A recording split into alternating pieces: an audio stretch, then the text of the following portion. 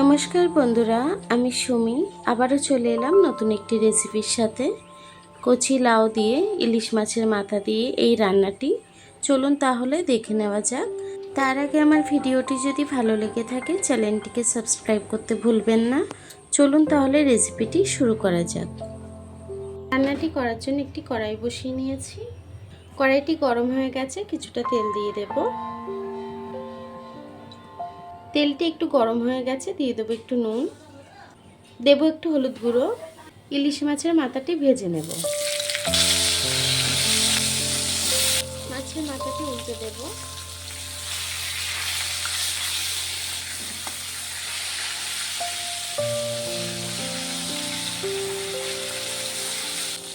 মাছের মাথাটি ভাজা হয়ে গেছে, নামিয়ে নেব। এই তেলের মধ্যেই দিয়ে দেবো সামান্য একটু গোটা জিরে ফোড়ন, দেব দুটো শুকনো লঙ্কা, দেব দুটো তেজপাতা। ফোড়নটাকে একটু নেড়ে চেড়ে দেব। এখন লাউটাকে দিয়ে দেব।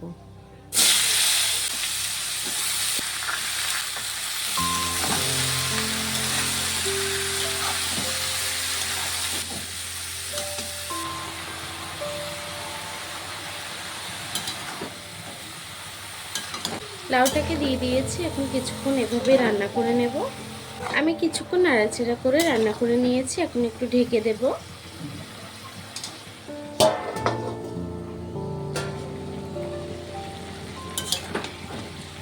লাউটা কিন্তু অনেকটাই কম হয়ে আসছে, এখন আমি দিয়ে দেবো কিছুটা কাঁচা লঙ্কা। ঝালটা যতটা পছন্দ করেন সেই অনুযায়ী লঙ্কাটি অ্যাড করবেন। দেব কিছুটা হলুদ গুঁড়ো,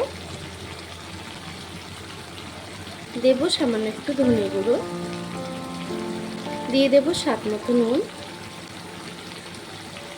সব কিছুকে সুন্দর করে একটু নেড়ে ছেড়ে দেব।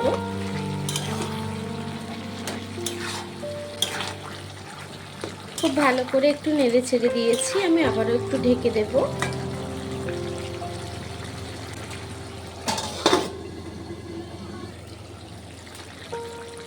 দেখুন লাউয়ের ঝোলটা কিন্তু অনেকটাই টেনে এসছে। এখন আমি ভেজে রাখা মাছের মাথাটি দিয়ে দেব।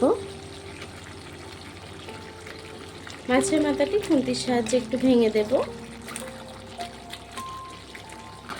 মাছের মাথাটা ভেঙেও আমি আবার একটু নেড়ে ছেড়ে কিছুক্ষণ রান্না করে নেব। এখন সামান্য একটু চিনি দিয়ে দেব, এতে টেস্টটা ব্যালেন্স করে। চিনিটাকে দিয়েও আবার একটু নেড়ে ছেড়ে দেব, দিয়ে তরকারিটিকে আরও কিছুক্ষণ রান্না করে নেব। দেখুন আমার তরকারিটি কিন্তু হয়ে গেছে। এখন আমি গ্যাসটিকে বন্ধ করে দেব। তরকারিটিকে এখন নামিয়ে নেব। দেখুন বন্ধুরা, আমার তরকারিটি হয়ে গেছে। আমার এই লাউ দিয়ে ইলিশ মাছের মাথা দিয়ে এই রেসিপিটি কেমন হয়েছে কমেন্ট বক্সে জানাতে ভুলবেন না। রেসিপিটি যদি ভালো লেগে থাকে চ্যানেলটিকে সাবস্ক্রাইব করে পাশে থাকবেন। আর এতক্ষণ ধরে আমার রেসিপিটি দেখার জন্য আপনাদেরকে অসংখ্য ধন্যবাদ।